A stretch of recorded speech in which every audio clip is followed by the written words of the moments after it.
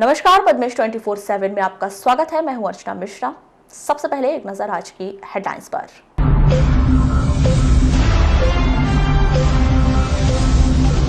पांच दिन से लापता 8 दिन के नवजात का घर के कुएं में मिला शव, परिजनों ने जताई हत्या की आशंका।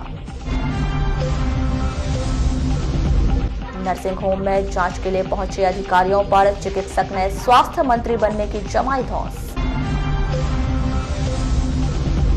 भूमि पूजन के बाद काम शुरू नहीं करने पर नगरपालिका के 5 ठेकेदार ब्लैक लिस्टेड। बैंक कर्मचारियों को 6 महीने से वेतन के लाले, 22 ब्रांच के कर्मचारियों ने प्रशासन को बताई परेशानी। 80 केंद्र में शुरू हुई धान की खरीदी, 89 केंद्रों के किसानों को अभी धान खरीदी शुरू होने का इंतजार। लोकसभा के शीतकालीन सत्र की वजह से बढ़ा जिला अध्यक्ष निर्वाचन चुनाव, आगामी दिनों तक करना पड़ सकता है इंतजार। कांग्रेसियों ने फूंका पीएम का पुतला, ओलावृष्टि मुआवजे पर दोगुली राजनीति का आरोप। शुद्ध के लिए युद्ध अभियान के तहत शहर के 3 रेस्टोरेंट पर हुई जुर्माने की कार्रवाई। और लालबर्रा में दी गई डॉक्टर प्रियंका रेड्डी को श्रद्धांजलि, दोषियों को फांसी की उठी मांग।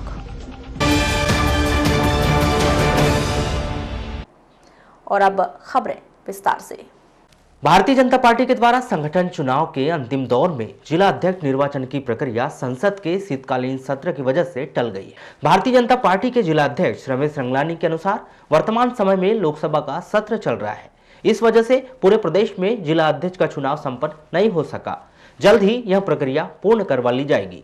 आपको बता दें कि बीते दिनों ही भारतीय जनता पार्टी संगठन के द्वारा जिला अध्यक्ष के लिए उम्र के मापदंड में परिवर्तन करते हुए 45 वर्ष से बढ़ाकर 55 वर्ष तक की आयु कर दी गई है। बावजूद इसके भी कि वर्तमान समय में जिला अध्यक्ष की दौड़ में 3 नाम बताए जा रहे हैं, जिसमें लांजी के पूर्व विधायक रमेश भटेरे, वरिष्ठ भाजपा नेत्री भारती पारदी और लंबे समय से भारतीय जनता पार्टी में जिला मीडिया प्रभारी का कार्यभार संभाल रहे अभय कोचर का नाम शामिल है। ऐसे में नए जिला अध्यक्ष के लिए संसद के शीतकालीन सत्र के समाप्त होने तक का इंतजार करना पड़ सकता है, या फिर सत्र के दौरान अवकाश वाले दिन जिला अध्यक्ष चुने जाने की प्रक्रिया पूरे प्रदेश के साथ साथ बालाघाट जिले में भी पूर्ण करवाई जा सकती है। जिला अस्पताल में पदस्थ एक डॉक्टर का दावा है कि वह निकट भविष्य में स्वास्थ्य मंत्री बनने वाले हैं, इसलिए रोजाना वे अस्पताल नहीं पहुंच पा रहे हैं, मरीजों को चेक नहीं कर पा रहे हैं। जी हाँ, यह बात सुनकर आपको थोड़ी अटपटी और थोड़ी चटपटी जरूर लग रही होगी, लेकिन यह दावा बीते दिनों जिला अस्पताल में पदस्थ एक डॉक्टर ने प्रशासन के 2 अधिकारियों से किया है। जिला अस्पताल पहुंचने वाले हर व्यक्ति को बेहतर इलाज मिल सके, इसके लिए प्रशासन चाहे कितने भी प्रयास कर ले, लेकिन वहां पर कार्यरत कुछ डॉक्टर उनकी इस पूरी मेहनत पर पानी फेरने के से बाज नहीं आ रहे हैं। समय पर अस्पताल नहीं आना और मरीजों को चेक नहीं करना, उन्हें समय नहीं देना, इस तरह की शिकायत एक डॉक्टर के खिलाफ लगातार मिल रही थी।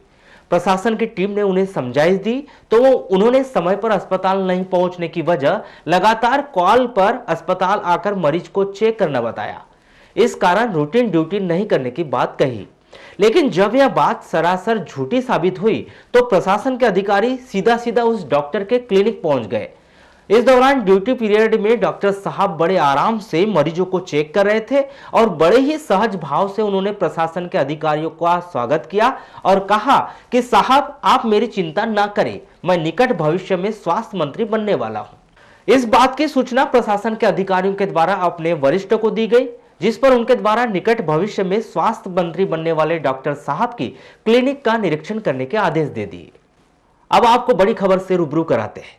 बालाघाट रेंज के अंतर्गत आने वाले पिपरटोला गांव में 2 तेंदुओं के वर्चस्व की लड़ाई में एक नर वयस्क तेंदुए की मौत हो गई। ग्रामीणों की सूचना पर वन विभाग की टीम ग्राम पिपरटोला के जंगल में पहुंची। मृत तेंदुओं का शव को वन अमले ने बरामद कर पंचनामे की कार्रवाई कर जंगल में ही उसका अंतिम संस्कार कर दिया। वन विभाग के द्वारा 3-4 दिन पहले तेंदुए के मौत होने की संभावनाएं जताई गई है। बालाघाट रेंज के अंतर्गत आने वाले पिपरटोला के जंगल से दुर्गंध आने पर जब ग्रामीणों ने इसकी खोज की तो जंगल में तेंदुआ मृत अवस्था में पाया गया, जिसकी सूचना वन विभाग को दी गई थी। वन मंडल अधिकारी ने बताया कि करीब 8-9 वर्षीय यह वयस्क तेंदुए की मौत हुई है। उन्होंने बताया कि मौके पर दो तेंदुओं के बीच आपसी लड़ाई के निशान मिले हैं। संभवतः दोनों तेंदुए वर्चस्व या भोजन के लिए आपस में लड़े होंगे, जिसमें से एक तेंदुए की मौत हो गई है। तेंदुए के शव से किसी भी प्रकार के अंग गायब नहीं हुए हैं। आज मुझे बालाघाट रेंज में सूचना मिली हमारे स्टाफ को कि वहाँ पर एक तेंदुआ मृत अवस्था में मिला है। तो लगभग हम लोग 1 बजे तक यहाँ पर हमारा स्टाफ पहुँच गया और वो देखने पे ऐसा लगा रहा है कि वो पुराना केस है, 3 से 4 दिन का पुराना है और काफ़ी अंदर साइड में था। और हम लोगों ने एक हमारा स्टैंडर्ड ऑपरेशन ऑफ प्रोसीजर होता है, तो उससे हम लोगों ने उसकी खोजबीन कर ली है और अभी तमाम एंगल से हम जाँच कर रहे हैं।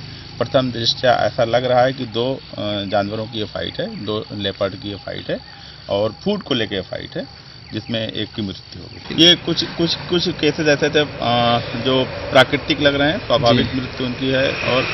और एक केस अभी हमारे यहाँ है जो कोचिंग का है, वो किरनापुर का था, भालू का। उसमें हम लोग जाँच कर रहे हैं, आरोपी 1-2 पकड़े गए हैं और हमारी जो है मॉनिटरिंग और स्ट्रिक्ट है।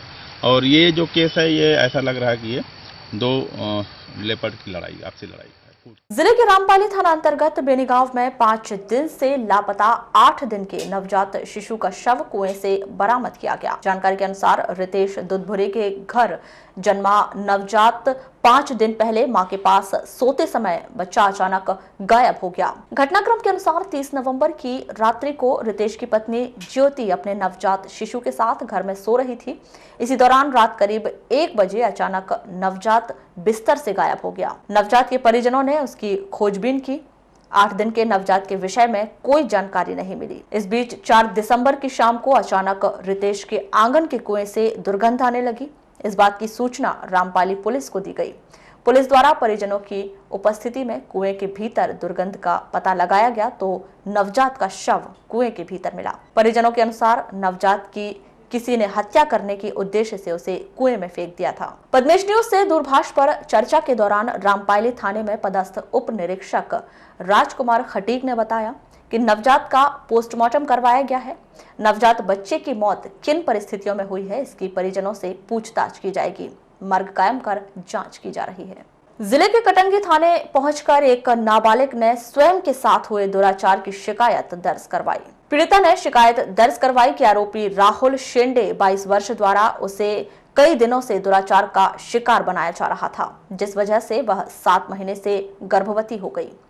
पुलिस द्वारा पीड़िता की शिकायत पर आरोपी के खिलाफ मामला दर्ज कर जांच शुरू कर दी गई। जिला निर्वाचन कार्यालय बालाघाट निर्वाचक रजिस्ट्रीकरण कार्यालय एवं सहायक निर्वाचक रजिस्ट्रीकरण कार्यालयों में आउटसोर्स पर सहायक प्रोग्रामर, डाटा एंट्री ऑपरेटर एवं भृत्य उपलब्ध कराने के लिए outsource company Messrs expert services से अनुबंध किया गया था। कलेक्टर दीपक आर्य ने श्रम अधिनियमों का पालन नहीं करने पर इस कंपनी का अनुबंध तत्काल प्रभाव से निरस्त कर दिया है। Outsource company Messrs expert services द्वारा नियुक्त कर्मचारी द्वारा शिकायत की गई थी कि श्रम नियमों के अनुसार कंपनी उन्हें वेतन का भुगतान नहीं कर रही और कर्मचारियों के ईपीएफ की पूर्ण राशि भी जमा नहीं कराई जा रही है। इस पर कंपनी को कारण बताओ नोटिस जारी किया गया था। वारासिवनी स्थित शासकीय शंकर साब पटेल महाविद्यालय व टिहलीबाई शासकीय उच्चतर माध्यमिक विद्यालय वारासिवनी के संयुक्त तत्वाधान में 5 दिसंबर को एनसीसी कैडेट्स के द्वारा स्वच्छता पखवाड़े के अंतर्गत स्वच्छता रैली का आयोजन किया गया, जिसमें सभी एनसीसी कैडेट्स शासकीय टिहलीबाई माध्यमिक शाला के प्रांगण में एकत्रित हुए, जहां से रैली निकाली गई जो नगर के दीनदयाल चौक, बस स्टैंड, जयस्तंभ चौक सहित अन्य चौक चौराहों का भ्रमण करते हुए वापस टिहलीबाई माध्यमिक शाला प्रांगण पहुंची, जहां पर स्वच्छता जागरूकता रैली का समापन किया गया। वहीं शहर के जयस्तंभ चौक में नुक्कड़ नाटक का आयोजन किया गया। इस दौरान बड़ी संख्या में स्थानीय जन और एनसीसी अधिकारी उपस्थित रहे।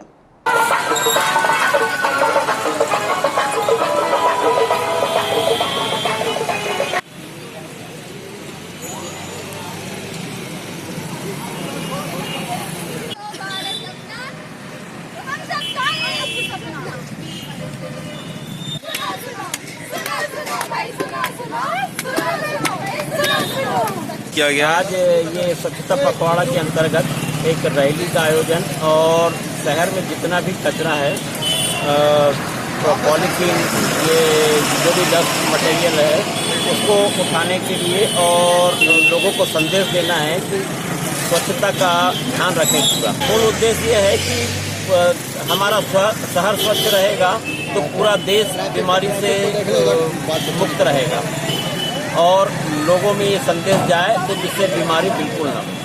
वारासिवनी जनपद पंचायत के अंतर्गत ग्राम पंचायत सिकंदरा में स्थित पंचायत भवन में वरिष्ठ नागरिक संघ के तत्वाधान में 5 दिसंबर को निःशक्त जनों को कंबल वितरण कार्यक्रम का आयोजन किया गया। मौजूद जनों के द्वारा उपस्थित वृद्ध, दिव्यांग व निःशक्त जनों का तिलक वंदन कर अभिनंदन किया गया।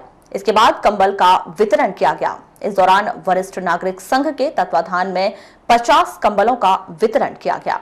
ग्राम पंचायत सिकंदरा में निःशक्त जनों को कंबल वितरण का कार्यक्रम है और ये कार्यक्रम वरिष्ठ नागरिक संघ की ओर से किया जा रहा है। कितने कंबल बांटे सर? लगभग 50 कंबल बांटे जा रहे हैं हमारे ये ग्राम पंचायत सिकंदरा में। उद्देश्य ये है कि जब समाज के नागरिक वरिष्ठ नागरिक का दर्जा प्राप्त कर लेता है तो उसके बाद ये मान के चलिए कि उनकी 90% समस्याएं तो हल हो ही जाती है। वो उनको अपना समय समाज को देना चाहिए, चाहे वो वरिष्ठ या निःशक्त जन नागरिकों के हितार्थ कोई काम हो या पर्यावरण का कार्य हो या स्वच्छता का कार्य हो। लालबर्रा के स्थानीय विश्राम गृह में 4 दिसंबर को रात्रि 8 बजे वैश्य समाज लालबर्रा इकाई की आवश्यक बैठक आयोजित की गई। यह बैठक वैश्य समाज जिलाध्यक्ष तपेश असाटी व समाज के वरिष्ठ जनों की प्रमुख उपस्थिति में संपन्न हुई, जिसमें 15 दिसंबर को जिला मुख्यालय में आयोजित वैश्य महासम्मेलन और भव्य आनंद मेले के आयोजन के संबंध में आवश्यक विचार विमर्श कर रूपरेखा तैयार की गई। चर्चा में वैश्य समाज जिलाध्यक्ष तपेश असाटी ने बताया कि आगामी 15 दिसंबर को रात्रि 8 बजे से बालाघाट में स्नेह नगर स्थित वैद्य लॉन में वैश्य महासम्मेलन व भव्य आनंद मेला का आयोजन किया गया, जिसके संबंध में चर्चाएं की गई। श्री असाटी ने बताया कि इस कार्यक्रम के माध्यम से समाज में छुपी प्रतिभाओं को सामने लाने का प्रयास किया जा रहा है और ऐसे बच्चे जो मेहनत करने के बाद भी सफल नहीं हो पाते और हतोत्साहित होकर डिप्रेशन में चले जाते हैं, उन बच्चों को मार्गदर्शित करने के लिए दिल्ली से मोटिवेटर को बुलाया गया है, जिनके द्वारा मार्गदर्शन प्रदान किया जाएगा। साथ ही समाज के लोगों को एकजुट करने का प्रयास किया जा रहा है। लोक शिक्षण संचालनालय के द्वारा 16 शिक्षकों के खिलाफ की गई एक पक्षीय कार्यवाही के विरोध में आज कर्मचारी संयुक्त मोर्चा के बैनर तले तमाम संगठनों के शिक्षकों ने कलेक्टर कार्यालय पहुंचकर मुख्यमंत्री के नाम जिला प्रशासन को ज्ञापन सौंपा। इस संदर्भ में मध्य प्रदेश राज्य कर्मचारी संघ के जिलाध्यक्ष केजी सेन ने बताया कि शिक्षा विभाग के द्वारा 16 शिक्षकों के विरोध में कार्य करते हुए उन्हें अनिवार्य सेवानिवृत्ति दी गई है, जो कि अनुचित है। हमारी सरकार से यही मांग है कि जिन 16 शिक्षकों को सेवानिवृत्ति दी गई है उन्हें वापस बहाल किया जाए। प्रदेश में जो इस समय हमारे शिक्षक साथियों में जो समस्या आई है, एक गंभीर समस्या आई है, उसको लेकर हम जिले के सभी संगठन एकजुट हैं और हमने निर्णय लिया कि जिला स्तर पे हम माननीय मुख्यमंत्री जी को ऐसा ज्ञापन दें कि हमारी एकता यहाँ पे दिखाई दे और उस एकता का असर वो हो कि हमारे जो 16 साथी जो निलंबित अनिवार्य सेवानिवृत्ति दी गई है उनको सेवा में पुनः बहाल किया जाए, ये हमारी सबकी मांग है। और आज इसी उपलक्ष्य में हम लोग सभी संगठन के लोग यहाँ पे एकत्रित हैं। जितने हमारे शिक्षक साथी लोग हैं जिस भी संगठन में हैं, वे सारे संगठन आज यहाँ पे उपस्थित हैं, चाहे वो नियमित संगठन हो या अध्यापक वाले संगठन हो, सारे लोग हमारे बीच यहाँ पे उपस्थित हैं और सब एकता। लालबर्रा के स्थानीय बस स्टैंड में 5 दिसंबर की शाम को सामूहिक रूप से श्रद्धांजलि कार्यक्रम आयोजित कर स्वर्गीय डॉक्टर प्रियंका रेड्डी को भावभीनी श्रद्धांजलि दी गई। इस अवसर पर समाज सेवियों, जनप्रतिनिधियों, व्यापारियों, गणमान्य जनों व बच्चों के द्वारा स्वर्गीय डॉक्टर प्रियंका रेड्डी के छाया चित्र के समक्ष कैंडल जलाकर और पुष्प अर्पित कर उनकी आत्मा को शांति प्रदान करने के लिए 2 मिनट का मौन धारण कर श्रद्धांजलि सभा का आयोजन किया गया। इस श्रद्धांजलि कार्यक्रम के दौरान उपस्थित जनों के द्वारा नारेबाजी करते हुए डॉक्टर प्रियंका रेड्डी के हत्यारों को फांसी की सजा दिए जाने की मांग की गई और राष्ट्रपति के नाम ज्ञापन सौंपकर डॉक्टर प्रियंका रेड्डी के साथ हुए जघन्य अपराध की उच्च स्तरीय जांच कर दोषियों को मृत्यु दंड दिए जाने की मांग की। आज भारत के हैदराबाद राज्य में जो विगत दिवस डॉक्टर प्रियंका रेड्डी पशु चिकित्सक जिसकी बलात्कार करके जला देने की हत्या सामने आई, आज उसी तारतम्य में हम लोग समस्त ग्रामवासियों द्वारा सभी दल के लोगों ने यहाँ पे सार्वजनिक रूप से भावभीनी श्रद्धांजलि इस गांधी टेक मंच के माध्यम से कैंडल मार्च निकाल के ज्ञापन सौंप के केंद्र सरकार से हम लोगों ने मांग की है कि राष्ट्रपति के नाम आज ज्ञापन दिया गया है। केंद्र सरकार से मांग की गई है, भारत सरकार से मांग की गई है कि ठोस से ठोस कानून बना के ऐसे बलात्कारियों को तत्काल सजा दें और भविष्य में इस तरह की पुनरावृत्ति ना हो। हमारे देश की बेटी डॉक्टर प्रियंका रेड्डी को मैं तमाम अपनी कौमी एकता कमेटी की जानिब से उनको सत सत नमन करते हुए श्रद्धांजलि अर्पित करता हूं और बड़े दुखी मन से कहना चाहता हूं, हमारे देश में जो सरकार बैठी हुई है, हमारे केंद्र में, जिन्होंने मुस्लिम समुदाय के लिए एक ट्रिपल तलाक के लिए कानून लाया, मुस्लिम कंट्री के कानून को माना, आज उसी मुस्लिम कंट्रियों में बलात्कार करने वालों को फांसी दी जाती है, पत्थरों से चुनवा दिया जाता है, चौराहे पे मौत के घाट उतार दिया जाता है। मैं देश में बैठी हुई सरकार से निवेदन करता हूं कि उस मुस्लिम कंट्री के कानून को लागू किया जाए और ऐसे दरिंदों को जिन्हें इतनी बड़ी सिक्योरिटी दे रही है, इनको फांसी के तख्ते पे चढ़ाया जाए। जिला कांग्रेस सेवा दल द्वारा जिला कार्यकारिणी का गठन किया गया, जिसमें 54 सदस्यों को अलग अलग जिम्मेदारियां दी गई। कांग्रेस सेवा दल के जिला अध्यक्ष सौरभ लोधी ने बताया कि वरिष्ठ स्तर से मिले मार्गदर्शन के अनुसार जिले के भीतर कांग्रेस सेवा दल का गठन कर सदस्यों को अलग अलग जिम्मेदारियां दी गई हैं। कांग्रेस सेवा दल के साथियों के शपथ ग्रहण के पश्चात कांग्रेस सेवा दल का प्रत्येक कार्यकर्ता जमीनी स्तर पर अब बूथ लेवल पर काम करने के लिए तैयार होगा और आने वाले समय में आने वाले लगभग 6 माह के अंदर में बालाघाट जिले के समस्त बूथों तक कांग्रेस सेवा दल कार्यकर्ता की नियुक्ति की जाएगी। बूथ स्तर पर नियुक्ति के पश्चात सेक्टर मंडलम तक कांग्रेस सेवा दल कार्यकर्ता बालाघाट जिले के कोने कोने में पहुंचने का कार्य करेगा और लगभग इसके पश्चात जब हमारी प्रक्रिया बिलाकार करने की पूर्ण हो जाएगी तो कांग्रेस सेवा दल का जिला स्तरीय प्रशिक्षण शिविर हमारे आदरणीय राष्ट्रीय अध्यक्ष एवं प्रदेश अध्यक्ष जी की सहमति मिले दिशा निर्देश अनुसार बालाघाट जिला मुख्यालय में होना भी प्रस्तावित है। किसानों को उनकी उपज का वाजिब दाम दिलाने के लिए जिले में 4 दिसंबर से समर्थन मूल्य पर धान की खरीदी प्रारंभ हो गई है। 5 दिसंबर तक 13 केंद्रों पर 54 किसानों से 34,81,877 रुपए मूल्य की 1918 क्विंटल धान की खरीदी की गई है। लेकिन पूरे आंकड़ों पर नजर डाली जाए तो जिले की कुल 169 खरीदी केंद्रों में से महज 80 केंद्रों में ही धान खरीदी शुरू हो सकी है। वहीं अभी 89 खरीदी केंद्रों के किसानों को धान खरीदी शुरू होने का इंतजार है। ऐसे ही एक खरीदी केंद्र के कर्मचारी से जब पद्मेश न्यूज की टीम ने चर्चा की तो उन्होंने अपनी परेशानी कुछ इस तरह से बताई। बारदाना नहीं आया, आज अभी आने वाला था तो नहीं आया, वेट कर रहे हैं उसका। अच्छा, तो अभी जैसे किसानों का तो पंजीयन आज का भी था कई किसानों का, तो वो अब कैसा करेंगे? नहीं तो हमारी स्थापना नहीं हुई, इस वजह से मैसेज भी नहीं आया किसानों को भी। अच्छा, यहाँ के किसानों को मैसेज भी नहीं आया? सोमवार से जब स्टार्ट करेंगे उसके बाद मैसेज चालू होगा। अच्छा, लेकिन 2 तारीख से खुलना था, खुली नहीं, स्थापना नहीं हुई, इस वजह से नहीं खुले। जनरल सेंटर चालू हो गया हमारा। हाँ, जनरल सेंटर चालू हो गया, बाकी ये बंद है। ये उप केंद्र है, ये भी बंद है। कितने किसानों का पंजीयन उप केंद्र में यहाँ पे 701। तो कब से स्टार्ट होगी? सोमवार चालू हो जाएगा। सोमवार चालू हो जाएगी। तो तैयारी हो गई पूरी? हाँ, तैयारी पूरी हो गई। तो क्या क्या है अभी, कितने बारदाने आए हैं? बारदाने 15,000 की डिमांड आने वाले थे, बोल रहे थे, अभी तक नहीं आया? आए नहीं, अभी आज बोले आ रहे, बोले लेकिन आया नहीं है। मध्य प्रदेश ग्रामीण बैंक के बैंक ऑफ इंडिया में मर्ज किए जाने के बाद बैंक के बीसीओ को पिछले 6 माह से वेतन नहीं मिला है, जिससे मध्य प्रदेश ग्रामीण बैंक के सभी बीसीओ काफी नाराज हैं, जिन्होंने अब तक सरकार के खिलाफ आंदोलन करने की रूपरेखा बनाई है। इसी कड़ी में गुरुवार को जिले के सभी 22 ब्रांचों से आए हुए सभी बीसीओ ने एसडीएम कार्यालय में ज्ञापन सौंपा, जिसमें उन्होंने वेतन के साथ साथ कमीशन दिए जाने सहित अपनी 12 सूत्रीय मांगों को पूरी किए जाने की गुहार लगाई। साथ ही मांग पूरी न होने पर कार्य बंद कर आंदोलन किए जाने की चेतावनी दी। समस्या ये है कि हमारे को पहले क्या था, हम एंटीग्राम में काम करते थे पहले। बैंक मित्र हम, बैंक मित्र एंटी गिरा में काम 3250 रुपये पहले पेमेंट मिलती थी। उसके बाद में एंटी गिरा कंपनी गई, फिर आई SSPL और सेंट्रल मध्य प्रदेश ग्रामीण बैंक से हम जुड़े हुए हैं पहले थे।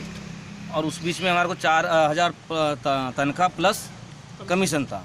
अभी बैंक ऑफ इंडिया में मर्ज हुई है ग्रामीण बैंक, तो अभी हमारी सैलरी बंद कर दी गई है और मात्र जो है तो कमीशन दिया जा रहा है।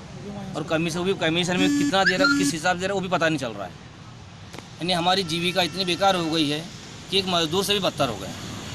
400-500 रुपये। आप लोग एक ही ब्लॉक से हैं कि और भी अलग-अलग ब्रांच है? कहाँ के हैं? यहाँ पर है गढ़ी से है, किरनापुर से है, बालाघाट से है, अपना लांजी से है, रामपाइली से है, वारासिवनी से है, कटंगी से है, परसवाड़ा से है, लालबर्रा से, उकुआ से, भैया 22 ब्रांच के पूरे।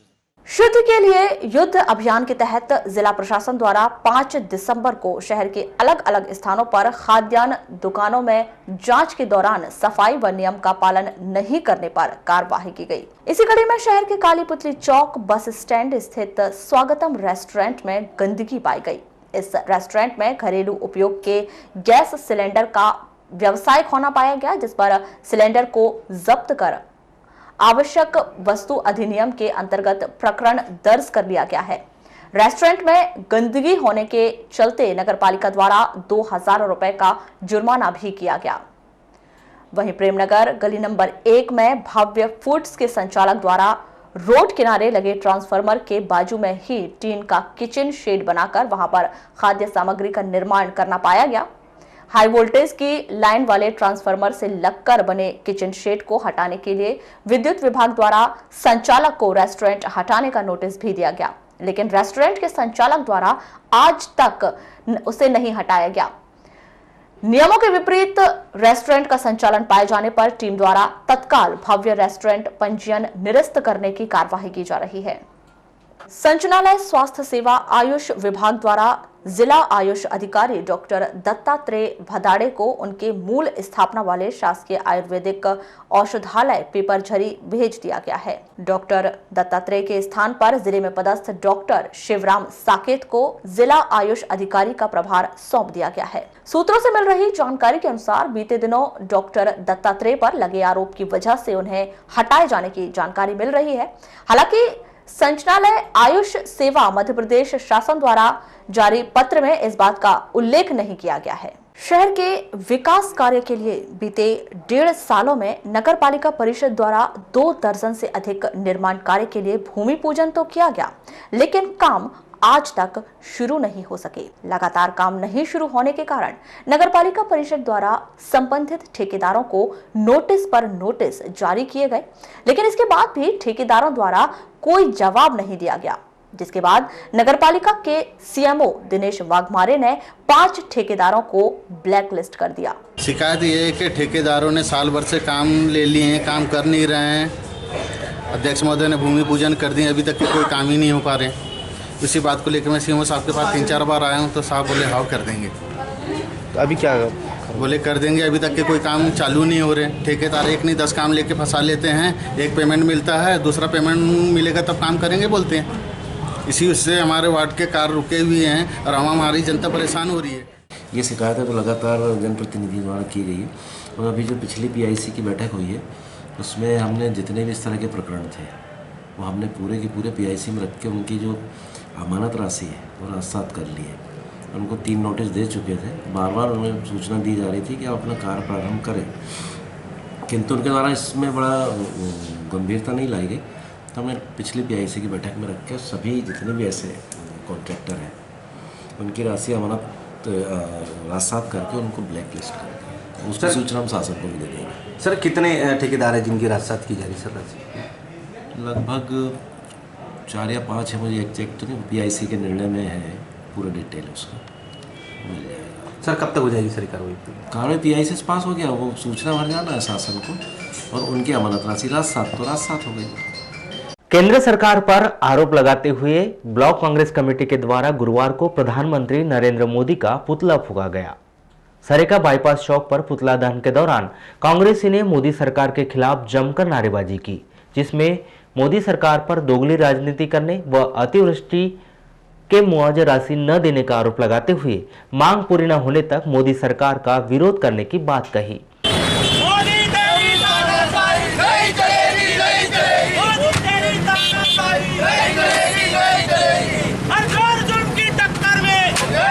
प्रकार से मध्य प्रदेश की कांग्रेस की सरकार ने किसानों के कर्जा का माफ और उन्होंने किसानों का कर्जा माफ कर दिया। आज पूरे देश के अंदर में जो 50,000 तक की राशि थी वो सारी राशि का कर्जा माफ हो गया। 2 लाख की राशि का कर्जा माफ शुरू हो गया जो 15 दिन में खत्म हो जाएगी। केंद्र सरकार इस बात का एहसास समझ रही है कि जिन्होंने जो वादा किया ये पूरा करते चले जाएंगे तो कांग्रेस की छवि और निखर कर आएगी। किसान कांग्रेस से जुड़ने लगेगा तो किसानों को विरोध में लाने के लिए सिर्फ किसानों को राशि न मिल सके इसलिए केंद्र सरकार पैसे को रोक रही है। पत्नी की कुएं में गिरने से मौत हो चुकी है और दुर्घटना बीमा में मिलने वाली राशि सास के खाते में चली गई। ऐसे में एक पति प्रशासन से अपनी परेशानी कुछ इस तरह से बयां कर रहा है। हट्टा थाना के अंतर्गत बेलगांव निवासी सुखराम चौधरी बताते हैं कि 3 मार्च 2019 को उनकी पत्नी मीनाबाई की कुएं में डूबने से मौत हो गई। शासन के द्वारा 30 नवंबर 2019 को दुर्घटना बीमा में मिलने वाली 3 लाख की राशि सुखराम को न देते हुए उसकी पत्नी मीना की मां के खाते में जमा करवा दी गई। अब सुखराम प्रशासन से यही गुहार लगा रहा है कि पत्नी की दुर्घटना बीमा की राशि पर पति का पहला अधिकार है। इस अधिकार के नाते उसे बीमा राशि के पैसे दिए जाए। 4 लाख के बारे में शिकायत की सर, ये सहायता राशि के लिए कलेक्टर साहब को आवेदन लगाए। अच्छा, ये क्यों लगाए थे आवेदन? ये मेरे सास के खाते में स्वीकृत बताया गया सर राशि। हाँ। तो मैं चाह रहा हूँ कि मेरी पत्नी है तो मेरे खाते में आना चाहिए कर। क्यों, क्या हुआ आपकी पत्नी को? आपकी पत्नी के पास उनके खाते में कैसे आ गए? मेरी सास मैं को आना जाना करती थी मेरी पत्नी, तो अचानक वहाँ गाँव जाने से कुएं में गिरने से उसकी मृत्यु हो गई। तो फिर वो सहायता राशि थी सर, इसलिए मैंने अच्छा ये लगाया। जिला क्षत्रिय कलचुरी समाज के द्वारा 7 दिसंबर से विविध कार्यक्रमों के आयोजन किए जाएंगे।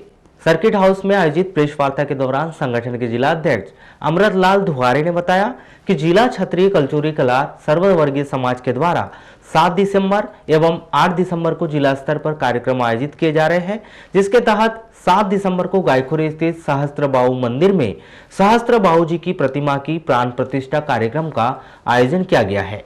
वहीं 8 दिसंबर को प्रातः 9 बजे बाइक रैली निकाली जाएगी। वहीं प्रवेश द्वार का लोकार्पण किया जाएगा। इसके पश्चात मंगल भवन का भूमि पूजन कार्यक्रम रखा गया है। यह कार्यक्रम समारोह पूर्वक होगा, जिसमें 10वीं एवं 12वीं के प्रतिभावान छात्र छात्राओं को सम्मान समारोह के तहत सम्मानित किया जाएगा। उन्होंने कहा कि यह सभी कार्यक्रम स्वर्गीय कमल नारायण जायसवाल की स्मृति में आयोजित किए गए हैं, जिसमें सर्व वर्ग के लोग शामिल होंगे। आयोजित प्रेस वार्ता में संगठन से जुड़े समस्त पदाधिकारी मौजूद रहे। हमारे समाज द्वारा बालाघाट में 7-8 दिसंबर को बहुत कार्यक्रम का आयोजन किया गया है, जिसमें 7 तारीख को भगवान सहस्त्रबाहु के मंदिर में जो वैनगंगा नदी के किनारे पे बना हुआ तैयार है, उसमें भगवान सहस्त्रबाहु की मूर्ति की प्राण प्रतिष्ठा होना है। और 8 तारीख को समाज द्वारा LIC बिल्डिंग के पास में भगवान सहस्त्रबाहु प्रवेश द्वार है, उनका लोकार्पण होना है। और उसके बाद में समाज को दान दी गई भूमि गोंगलई में, वहाँ पे भवन के लिए भूमि पूजन होना है। उस भवन के लिए भूमि पूजन होना, उसके बाद में आए हुए हमारे अतिथियों द्वारा उनका सत्कार होगा मंदिर में। और उसके बाद में उनका शासकीय प्राथमिक शाला नेवरगांव कला के कक्षा 5वीं में पढ़ने वाले छात्रों को बेहतर तरीके से शिक्षा प्रदान न किए जाने से नाराज छात्रों के परिजनों ने आज कलेक्टर कार्यालय पहुंचकर जिला प्रशासन को ज्ञापन सौंपा है। उन्होंने बताया कि शासकीय प्राथमिक शाला नेवरगांव कला में करीब 15 छात्र ऐसे हैं जिन्हें वर्णमाला का भी ज्ञान नहीं है। वहीं स्कूल स्टाफ के द्वारा यह भी बताया गया है कि इस बार 5वीं कक्षा की परीक्षा बोर्ड पैटर्न पर आधारित होगी।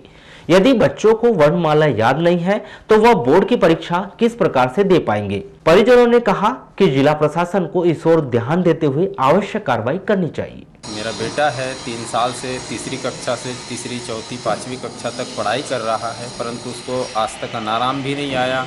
और दूसरी बात कि इंग्लिश भी बोलते नहीं आ रही है, पढ़ाई में ABCD कुछ भी नहीं आ रहा है। और 3 साल रेगुलर पढ़ाई करने के बाद मैडम ने क्या पढ़ाया, हम क्या होमवर्क दिया, ये सब पूछते हैं घर में तो कुछ भी नहीं बताता है। इस स्थिति में हम लोगों को बड़ा ही नाराज़गी आई कि भाई हमारे नेवरगांव कला में जो मैडम आ रही है वो पढ़ा कैसे रही है। अभी 5वीं कक्षा में है। क्या नाम है इसका? नमन मेश्राम है। और भी 13 बच्चे हैं जिनको कुछ भी नहीं आता है। कौन से स्कूल का मामला है? ये प्राथमिक शाला नेवरगांव कला है। अच्छा। तो वहाँ से एक ही बच्चे को लाए हैं, हम नहीं लाने वाले थे पर लाए हैं। अच्छा। कि बता सके थोड़ा सा कि हमको कुछ आता नहीं है, ऐसा करके हिंदी की पुस्तक पढ़ना नहीं आता उसको, कुछ भी नहीं। ऐसी स्थिति में कैसे बोर्ड की परीक्षा देंगे? हम तो अपने बच्चों को बोर्ड की परीक्षा में भेजेंगे ही नहीं, क्योंकि पढ़ाई करते आता ही नहीं तो क्या लिखेंगे वो लोग। मेरा बच्चा 5वीं में है, कुछ भी पढ़ते नहीं आता। घर पे जो पढ़ाते हैं थोड़ी देर पढ़ाओ और फिर बच्चे चले जाते हैं। स्कूल में कुछ भी। अच्छा, स्कूल में आपने संपर्क किया था कि बच्चे को कुछ नहीं आ रहा है? हाँ सर, 1-2 बार गए पर मैडम ही नहीं मिली, मैडम ही नहीं आई, स्कूल नहीं आई थे। अच्छा, आपके बच्चे का क्या नाम है? मोहर पारवी। क्या कुछ लिख पाता है कि नहीं लिख पाता? हाँ सर, ऐसा घर पे कुछ करवाओ तो करता है पर स्कूल में कुछ भी यानी कि होमवर्क करने बताओ बोलते हैं तो कुछ जैसे कि अभी बोर्ड परीक्षा है 5वीं, तो क्या लगता है आपका बच्चा पास हो पाएगा? नहीं सर, नहीं लगता कि पास हो जाएंगे। किसकी गलती मानते हैं सर? हम मैडम की मानते हैं, क्योंकि हम लोग तो क्या है मजदूरी करने वाले हैं, मजदूरी करते हैं और बच्चों का भरण पोषण करते हैं। 10 सितंबर को सिवनी और बालाघाट जिले में झमाझम बारिश की वजह से वनगंगा किनारे बसे आधा दर्जन से अधिक गांवों के किसानों की फसल पूरी तरह से बर्बाद हो गई थी। 3 महीने बीत जाने के बाद भी किसानों को फसल का मुआवजे की राशि नहीं मिली है।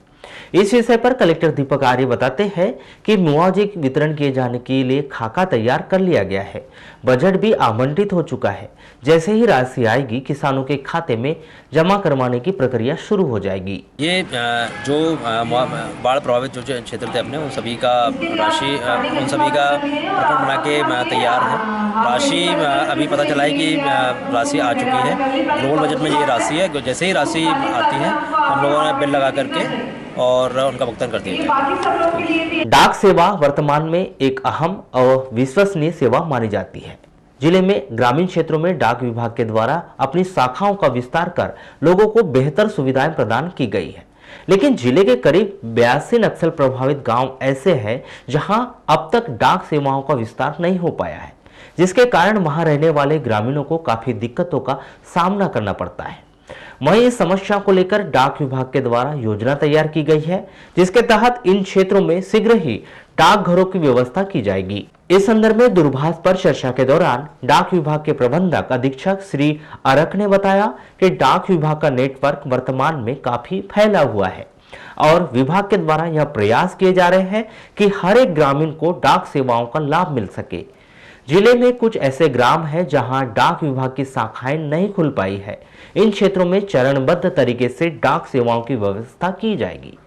बुलेटिन के अंत में एक बार फिर नजर डालते हैं आज की हेडलाइंस पर।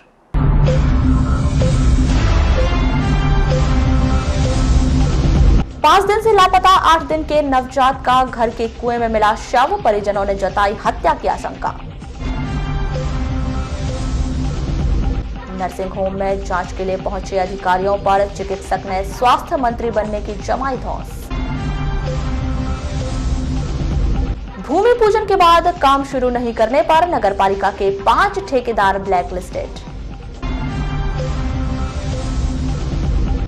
बैंक कर्मचारियों को 6 महीने से वेतन के लाले, 22 ब्रांच के कर्मचारियों ने प्रशासन को बताई परेशानी। 80 केंद्र में शुरू हुई धान की खरीदी, 89 केंद्रों के किसानों को अभी धान खरीदी शुरू होने का इंतजार। लोकसभा के शीतकालीन सत्र की वजह से बढ़ा जिला अध्यक्ष निर्वाचन चुनाव, आगामी दिनों तक करना पड़ सकता है इंतजार। कांग्रेसियों ने फूका पीएम का पुतला, ओलावृष्टि मुआवजे पर दोगुली राजनीति का आरोप। शुद्ध के लिए युद्ध अभियान के तहत शहर के 3 रेस्टोरेंट पर हुई जुर्माने की कार्रवाई। और लालबर्रा में दी गई डॉक्टर प्रियंका रेड्डी को श्रद्धांजलि, दोषियों को फांसी की उठी मांग। तो ये थी अभी तक की खास खबरें। अगले न्यूज बुलेटिन के साथ फिर मुलाकात होगी, तब तक के लिए नमस्कार।